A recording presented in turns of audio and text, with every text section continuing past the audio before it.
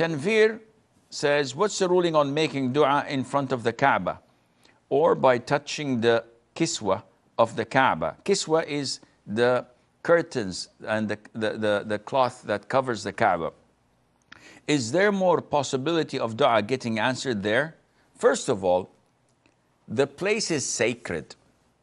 And for me here in the studio to make dua is definitely not like when I am in the haram, in the vicinity of the Kaaba, in the most sacred spot on earth, and I make dua. There, the sanctuary and the holiness of the place is definitely more, gives me more chances to get my dua answered than here in the studio or in anywhere else. However, touching the cloth of the Kaaba or thinking that touching the Kaaba itself would make my dua more answerable, this is an innovation. A lot of the Muslims coming from all over the world, and when they go to Mecca, they make a lot of innovations. A lot of them touch the maqam of Ibrahim, the glass golden structure there where Ibrahim stood, peace be upon him. And they seek barakah. They go and they rub the cloth of the Kaaba and they seek barakah. This is totally prohibited and wrong. Ibn Abbas, the cousin of the Prophet ﷺ, one of the great scholars of Islam and the great companion, was with Muawiyah ibn Abi Sufyan, may Allah be pleased with him, and with his father, the caliph of the Umayyad Khilafah.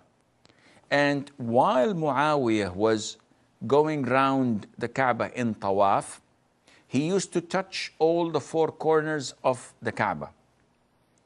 So Ibn Abbas told him, do not do this. He's instructing Muawiyah not to do this, though Muawiyah is older than him, and he's the caliph, he's the ruler. So Muawiyah spoke with his logic because he did not know anything else to repel his logic. So he said, Ibn Abbas, there is nothing of this sacred house that is abandoned. All these four corners must not be abandoned.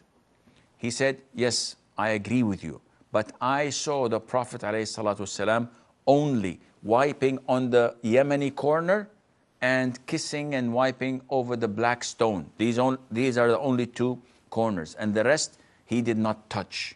And Allah Azza wa Jal told us that we have in our Prophet ﷺ a good example to follow and to resemble.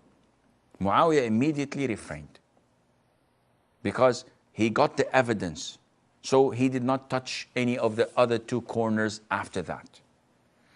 From this we learn that touching and seeking the blessing and the barakah from anything else, it has to be through and channeled through the sunnah of the Prophet ﷺ. Otherwise, you will be committing a sin and an innovation. So I hope this answers your question.